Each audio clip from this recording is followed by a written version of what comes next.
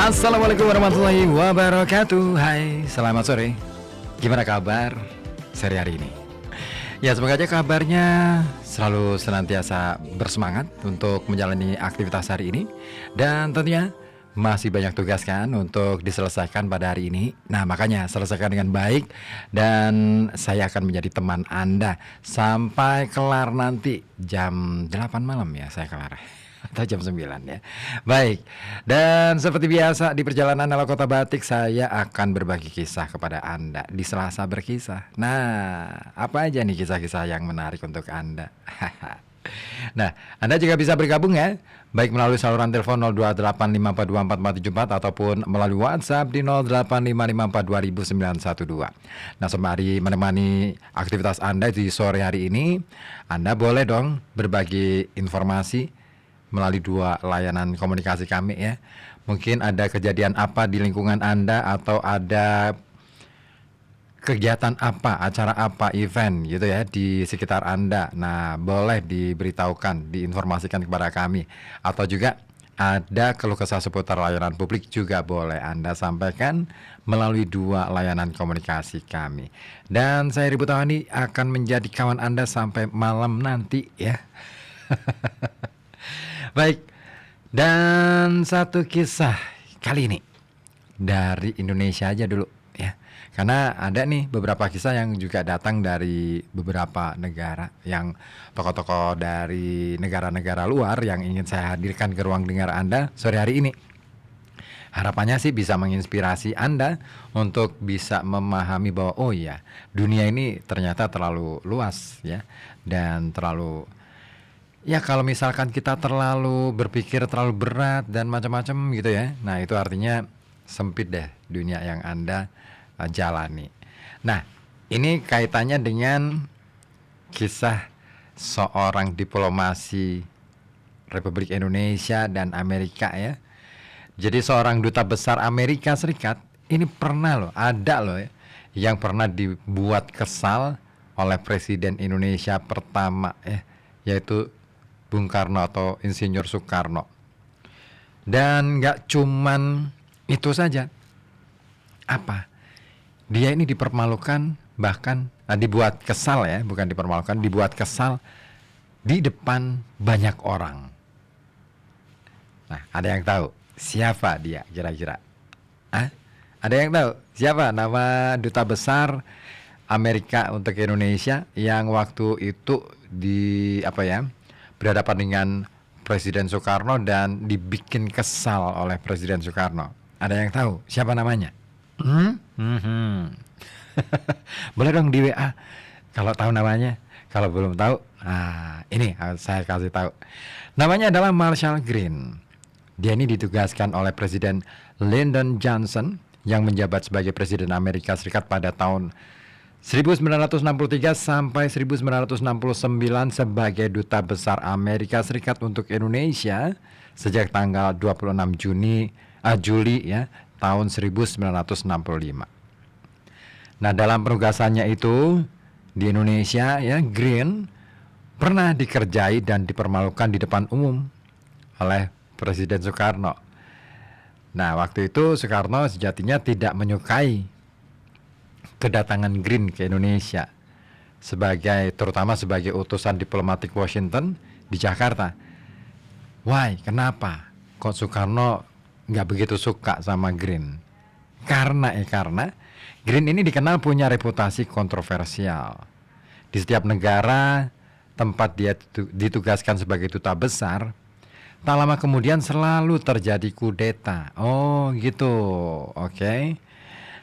Marshall Green, kata seperti dituturkan oleh Duta Besar Republik Indonesia di Uni Soviet ya, Mane Sopian, dalam bukunya Kehormatan Bagi Yang Berhak, Bung Karno Tidak Terlibat G30 SPKI yang terbit pada tahun 1994, ditulis di sana Marshall Green ini ternyata orang yang berperan dalam penggulingan Perdana Menteri Mossadegh di Iran yang menasionalisasi perusahaan minyak Abadan pada tahun 1956. Nah, dia ini juga yang berperan dalam penggulingan Presiden Syngman Rhee di Korea Selatan pada tahun 1960. Catatan buruk ya dari Green ini nampaknya menjadi wanti-wanti bagi Bung Karno ketika menerima kedatangan Green dari Amerika untuk ditugaskan sebagai duta besar Amerika untuk Indonesia. Nah, pada waktu bersamaan sentimen Soekarno terhadap Amerika Serikat juga sedang naik nih tensinya. Bahkan waktu itu sempat ya ada pernyataan "Go to hell with your aid US" gitu ya. Dalam autobiografi Bung Karno, Penyambung Lidah Rakyat Indonesia yang terbit pada tahun 1965, diceritakan juga di sana bahwa proklamator Republik ini bercerita bagaimana Indonesia merasa dipermainkan oleh Amerika melalui bantuan-bantuannya yang ternyata banyak sekali syarat-syarat yang harus dipenuhi oleh Indonesia. Bertahun-tahun lamanya, itu tulis Bung Karno ya, aku sangat ingin menjadi sahabat Amerika. Tetapi mereka tak menerimaku. Amerika berulang-ulang salah mengartikan bantuan asing dengan persahabatan. Nah, atas dasar inilah kemudian saat tangan kanan Presiden Amerika Serikat saat itu bertugas di Indonesia, sentimen Soekarno langsung terasa. Saat prosesi penyerahan surat kepercayaan di Istana Negara, Presiden pada waktu itu secara terang-terangan mengecam kebijakan politik luar negeri Amerika Serikat, bahkan di hadapan seorang duta besar Amerika untuk Indonesia yaitu Marshall Green. Serta nggak cuma di hadapan Green saja, tapi juga duta-duta besar dari negara lain juga ikutan hadir dalam pertemuan itu. Gila ya. Nah, menurut kesaksian anggota Cakrabirawa atau yang kini dikenal dengan Pas Pampres ya, Maulwi Ceylan, Marshall Green waktu itu tampak kesal dan nyaris dia itu keluar dari ruangan. Tetapi urung dia lakukan dan tetap bertahan sampai acara selesai. Seperti dikatakan Maulwi ya, Marshall Green pura-pura tidak mendengarkan serangan Bung Karno pada waktu itu. Namun kejadian paling panas terjadi pada tanggal 28 September tahun 1965. Ketika itu Marshall Green diundang Bung Karno, Presiden pertama Republik Indonesia, untuk hadir dalam acara peletakan batu pertama Universitas Indonesia di Ciputat. Dia datang bersama duta besar Meksiko dan duduk di panggung kehormatan pada waktu itu.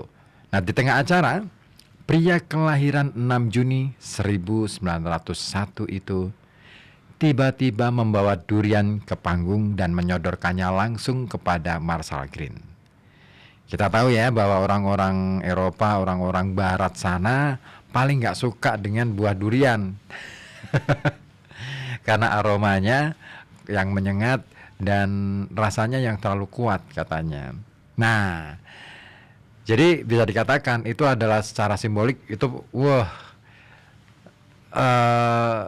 kesel banget kan. Itu aksi yang bikin kesel gitu kan. Dan sang diplomat ini seperti kebanyakan orang Amerika memang tidak menyukai durian karena bau dan menurut orang Amerika durian itu menjijikan. Nah, bagi Green, Soekarno tahu sebenarnya apa yang dia tidak suka dan dia juga tahu bahwa aksi yang dilakukan oleh Soekarno ini adalah kesengajaan. Dia sengaja ingin membuat Green malu. Nah, parahnya ini kawan, Soekarno meminta paduan suara mendesaknya untuk segera memakan durian. Gila ya kalau sudah, wah ini keren sih.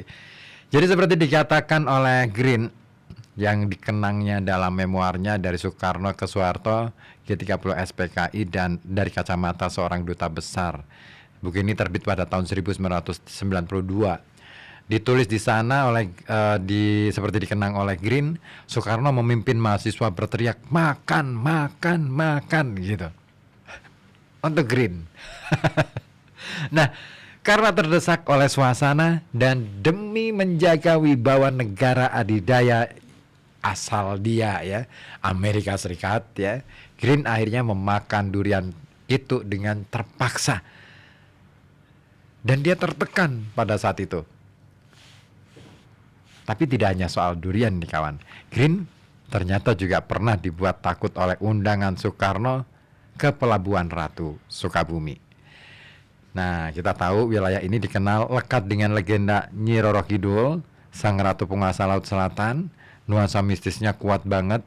Bahkan pelukis Nyi Roro Kidul Basuki Abdullah dalam sebuah buku biografi Basuki Abdullah Sang Hanoman Keloyongan yang terbit pada tahun 2023 menceritakan tahun 1965 ini ada pejabat tinggi dari kedutaan Bulgaria yang tewas terseret arus ombak di pantai Pelabuhan Ratu. Nah, ternyata seperti dikenang oleh Basuki Abdullah, pejabat itu mengenakan pakaian dalam yang semuanya berwarna hijau. Tahu ya maksudnya ya? Karena namanya adalah Marshall Green. Green yang semula tak percaya mitos pada waktu itu, mitos tentang kutukan seperti apa ya tadi yang diceritakan oleh Basuki Abdullah kayak gitu ya. Ini mendadak dia itu panik ternyata. Dia takut. Dia terteror oleh horor yang semacam itu.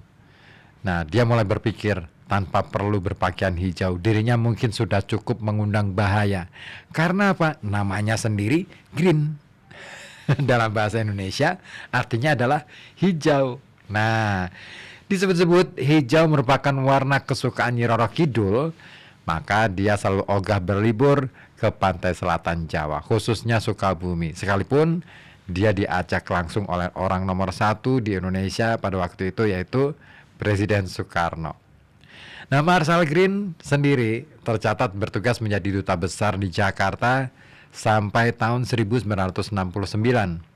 Dia menjadi saksi mata langsung era kejatuhan Soekarno dan kenaikan Soeharto sebagai Presiden kedua Republik Indonesia. Dan lagi-lagi, posisi ini menambah daftar panjang reputasinya, di mana di setiap negara tempat dia ditugaskan, tidak lama kemudian selalu ada saja terjadi yang namanya kudeta. Sepertinya Marshall Green mungkin dianggap sebagai pembawa petaka ya di sebuah negara. Kok bisa gitu ya? Apakah ini hanya kebetulan atau ada sesuatu, ada something else barangkali? I don't know. Kira-kira Anda mau menyikapi ini? Mau ngerespon ini? Boleh. Di 0855420912. Apa ya? Kenapa ya Marshall Green begitu ya? Saya akan ulik lagi deh. Siapa Marshall Green? Sambil nunggu komentar dari Anda, respon dari Anda. Pokoknya ditunggu di 0855420912 ya. Silakan Anda bisa sampaikan melalui WA, dan kalaupun misalkan mau komentar lewat telepon boleh, asal ya tetap on the track ya. Gitu ya. Oke deh.